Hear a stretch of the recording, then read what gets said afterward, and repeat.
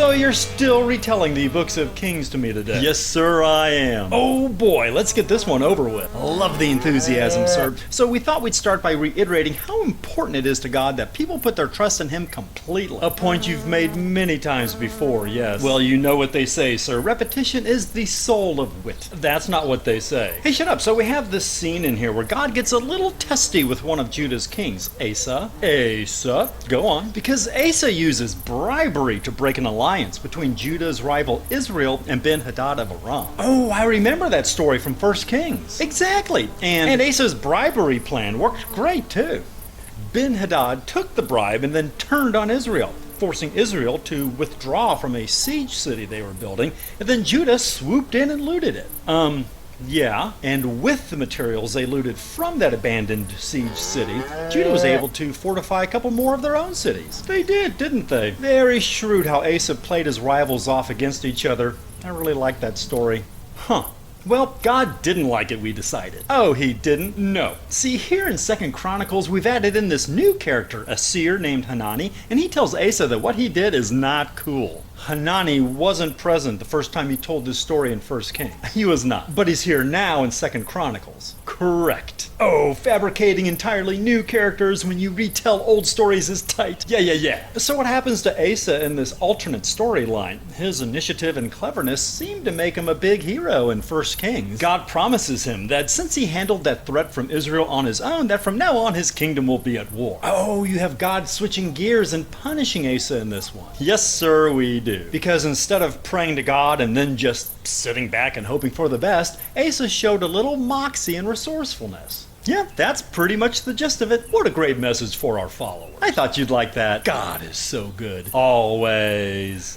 So how does Asa's reign end? In 1 Kings, all I can remember is that he had a foot disease. Exactly, and that's all we said that first time. But now we've added in that Asa never asked God for help with his feet either, and in fact only relied on doctors for his medical ailment. Interesting retcon. I know, right? We even randomly added in this quick blurb about him oppressing his own people out of the blue for no good reason. Sure, that might as well happen. But aren't you worried someone is going to question all these newly added character assassinations of Asa? Nah, these two stories are far enough apart in the Bible that I don't think their differences are ever going to come up. And I'm sure they never will. But just in case, maybe you should go back to the 1 Kings account to make sure it matches the 2 Chronicles account a little more closely. Or, and hear me out on this, maybe you could just get all the way off my back about it. Sure, let me get off that thing. Great. So what happens next? Asa's son, Jehoshaphat, is the next king, and he clears out all those blasphemous high places that God doesn't like, and as a result, God grants his kingdom peace. Oh, that's nice. But then Ammonites, Moabites, and Moonites attack Judah. Wait, what? The Ammonites, Moabites, and Moonites attack Judah. You just said God granted the kingdom of Judah peace. Yeah. And yet in the next breath, you said they were under attack. Do you want to hear the story or not? Go on. So God sets ambushes for these raiders, and they're defeated, and Judah is safe again. Great. And Jehoshaphat reigns for 25 years, and for the most part does pretty well by God. Good for him. But we do make a note that he never cleared out those blasphemous high places God doesn't like. So moving on. Hold up. Wait a minute. Something ain't right. What do you mean? 1 minute ago you said he did clear out all the high places. Did I? Yes. Oh, yeah. Whoops. Whoopsie.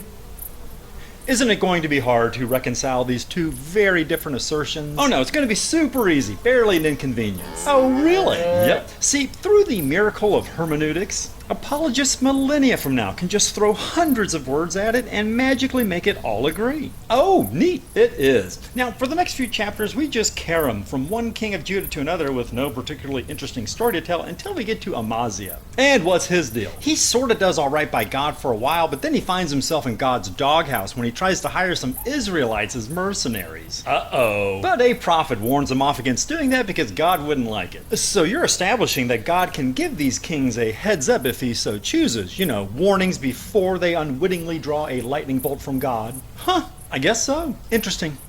So Amaziah sends the Israelites home, and then Judah, all on its own, just crushes the town of Seir, killing 10,000 of its men. Nice. And the Israelites miss out on some great fun when the Judeans throw 10,000 prisoners of war from Seir off the top of a mountain. Oh, bummer, because throwing prisoners of war off a mountaintop is also tight. It sure is. And the Israelites are so butthurt that they didn't get to join in on that they decide to start attacking some Judean cities. So you have both factions of God's chosen nincompoops hacking each other to bits over this absurd situation like a bunch of savages. I do. Oh, wow. I am a great writer. What else does Amaziah do? He starts worshiping the detestable foreign gods from Seir. He does what? He worships the gods that couldn't protect the town he destroyed. Why the hell would he worship them? Seir just got its own ass handed to it. They lost 10,000 men in battle, another 10,000 of their POWs, and it's their useless, impotent gods that Amaziah wants to follow. You know? That is a great question because that really does make no sense. It really doesn't. I'm going to write that down. Good. Are you going to come up with a satisfying answer for this bizarre behavior too? Nope. That works for me. And that's it for Amaziah. God is so pissed at him that he works to have him captured and then later killed. Oh no, Amaziah. So Amaziah's son, Uzziah, is the next guy up to bat. Okie dokie. And he did what was right in the eyes of the Lord, just as his father Amaziah had done. Wait, is this the same Amaziah we were just talking about? Yeah?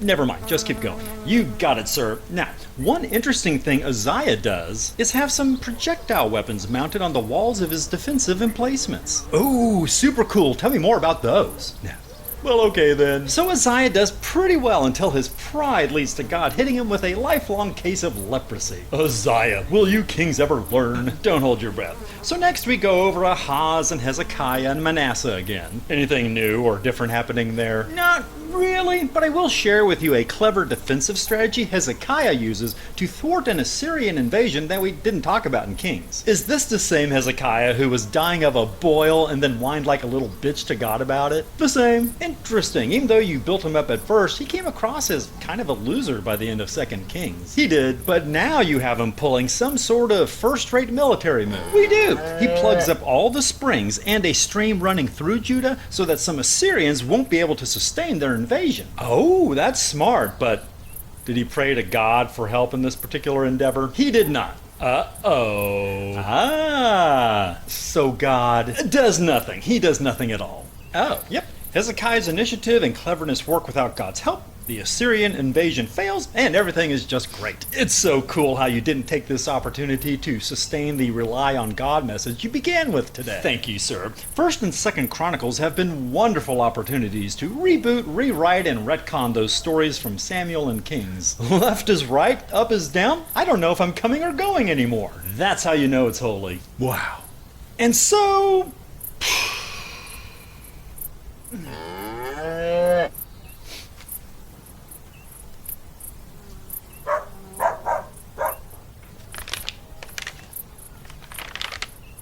Anything else? You know what? Screw it. They all go into exile again and we're done. Oh, just like that. Just like that. Bam. Well, great. No argument from me, but is that how this whole story ends? Oh, hell no. My cousin wanted to contribute a book and this is just the setup for that. Gotcha. Which cousin?